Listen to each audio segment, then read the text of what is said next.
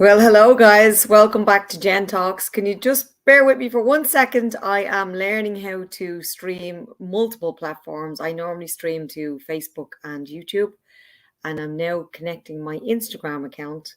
Because a lot of my Instagram followers have been saying we never get to see JenTalks on Instagram because before, up until now, it wasn't compatible.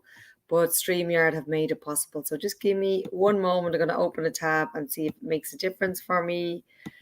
And click on my go live button, and that seems to be doing the trick. Okay, so that should be streaming to Instagram as we speak, and if you're on Instagram, you can send me a little thumbs up or something to let me know. So welcome back. Today I really want to talk about a subject that's so close to my heart, and it's self-esteem. And one of the big quotes that it has been doing the rounds for a long time is, I am worth it. And the idea of worthiness and, telling yourself that you are worthy. And of course, going around, looking in the mirror and feeling saying affirmations to yourself have some effect. But really what's causing that lack of worthiness or imposter syndrome or whatever way it shows up for you is to do with your level of self-esteem. And I want to unravel that for people today, because sometimes we have the idea of self-esteem, particularly low self-esteem, associated with kind of the butt end of people's jokes. You see it a lot in movies, and they make kind of crass jokes about women in particular having low self-esteem. And realistically, your level of self-esteem is your estimation of your worth. And of course, that develops as a young child, from the age of 0 to 2. That's where we have our safety and belonging. And from 2 to 7, that's where our personality is formed. And depending on how safe and how seen, heard, and held we felt in that duration, that builds our level of self-esteem. And even if you had the most glorious, encouraging, confident, empowering parents that showed you all the love in the world, you still have the rest of the world. You've got school systems, you've got neighborhoods, you've got communities, you've got siblings, you've got kids on the street.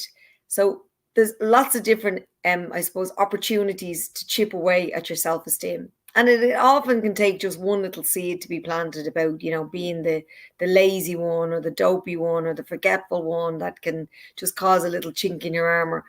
And it's not that we're talking about, people get very caught up in the idea of it being this permanent damage, like if you haven't developed from the age of 0 to 7, well, that's it. Your opportunity is over.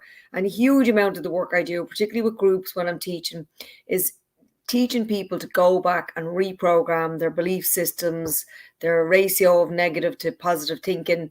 And now what I'm talking about today is your self-esteem. So we know how self-esteem is formed. It's to do with your worthiness, the worthiness you feel as a child.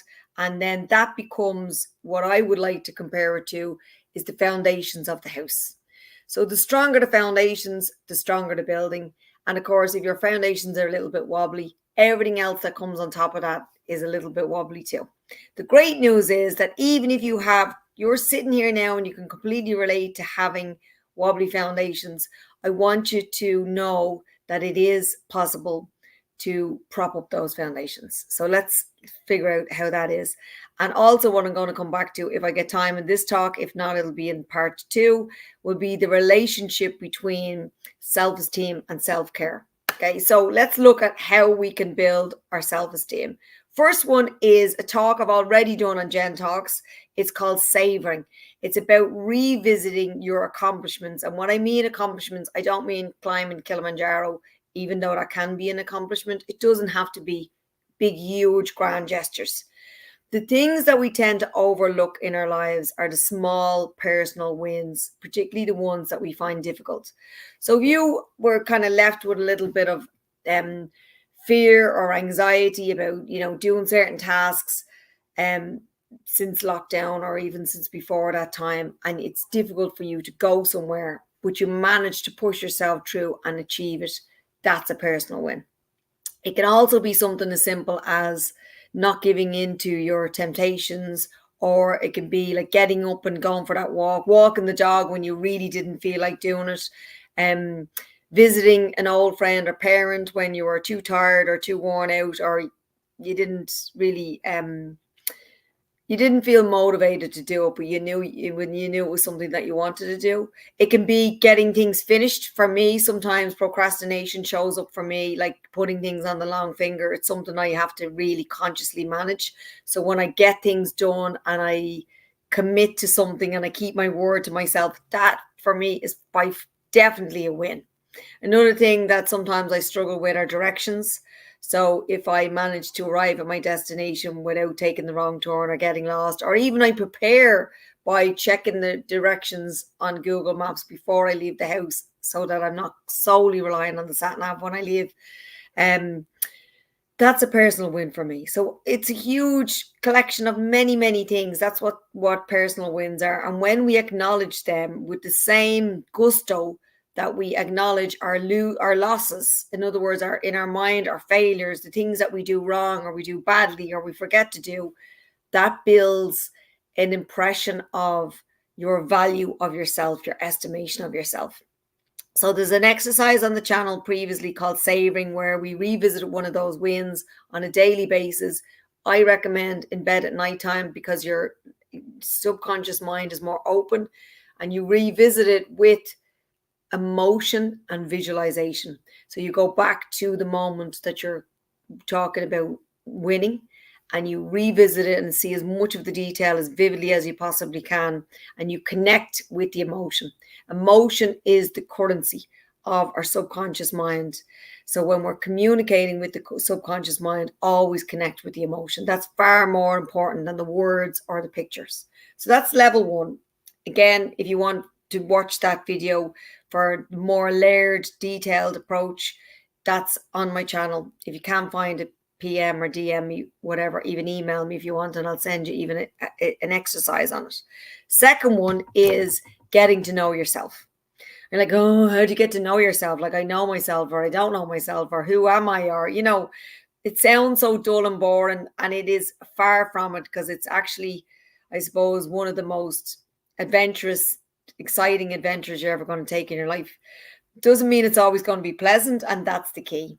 So here's the thing, is getting to know yourself is very much about looking at yourself, warts and all. Now, I'm not talking about every single piece of your personality. What I'm starting with, and this is what's going to be in the video for part one, are your emotions. We're very much trained in society to repress certain emotions. There's certain emotions that we say, oh, we can't feel them. We can't feel anger, and we can't feel resentment. We can't feel jealousy. We put them into a little box, or we put them on the naughty step over there.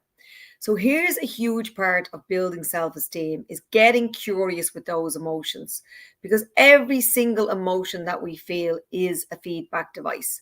There's a reason why you feel resentment or hate or anger or jealousy or whatever it might be. And when we just ignore it, we're never going to learn from it.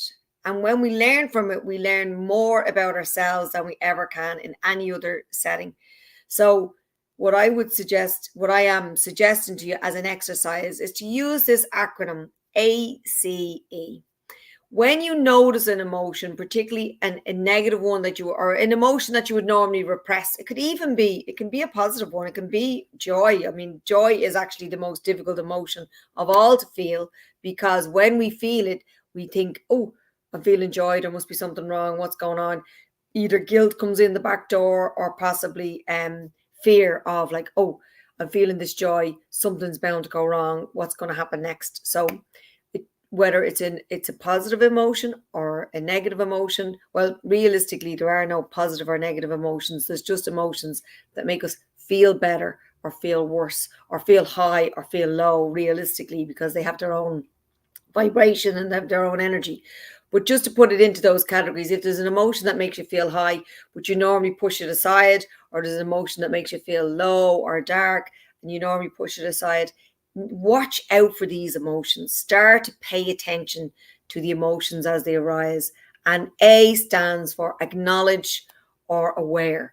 Become aware of the emotion. So acknowledge, okay, I'm feeling a little bit of jealousy rising in my chest. What's going on here? What is this? I am feeling jealous. And then secondly, C stands for curiosity. That's interesting, Jenny. How come jealousy is showing up for you today? What is that about?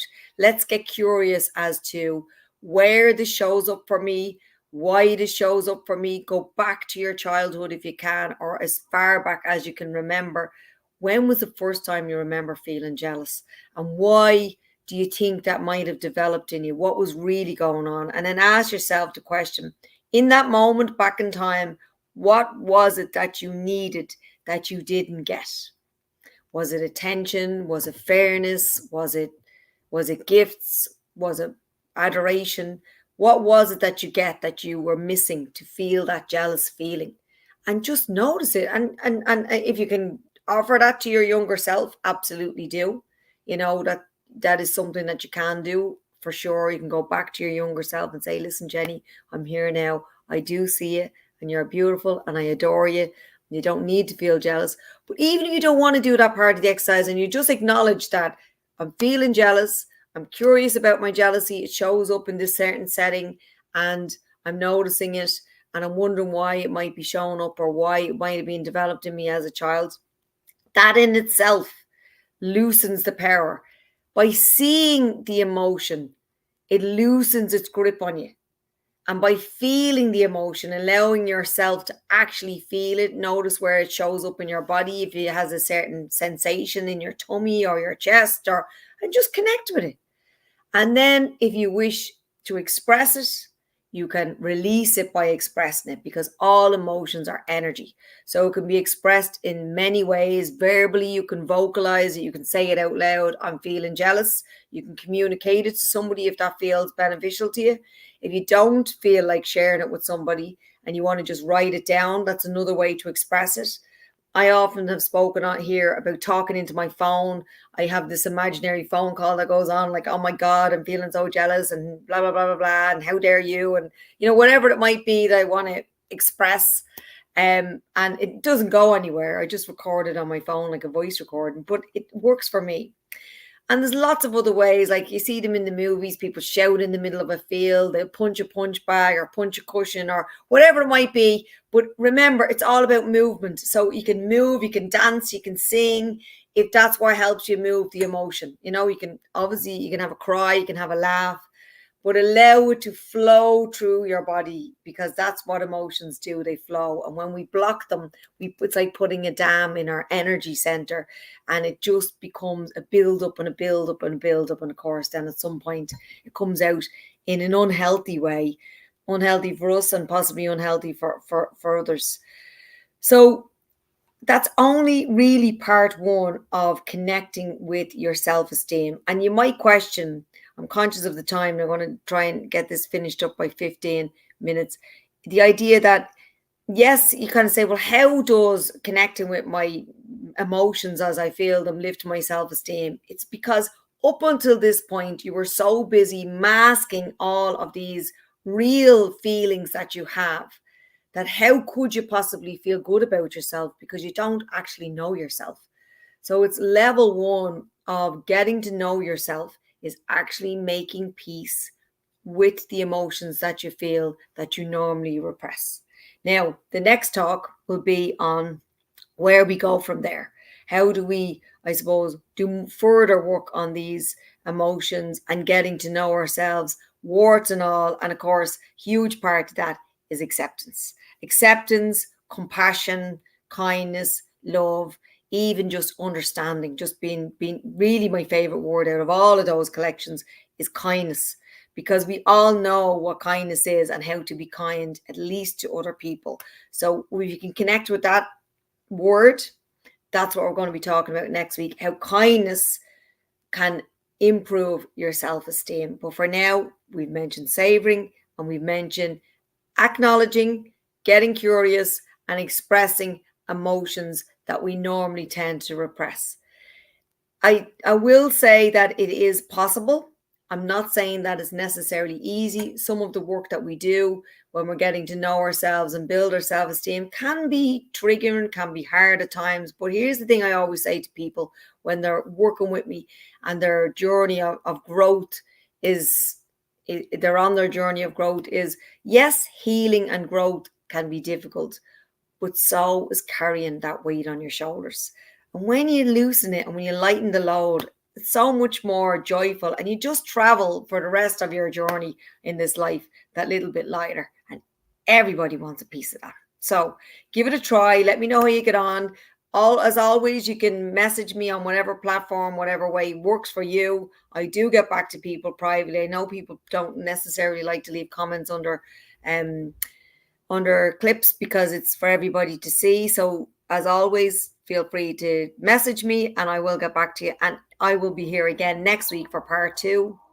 And the following week, this is a 3-part series, I will be closing the talk on self-esteem. So enjoy the rest of your week, guys. And thanks again, as always, for listening. And I'll speak to you all very soon.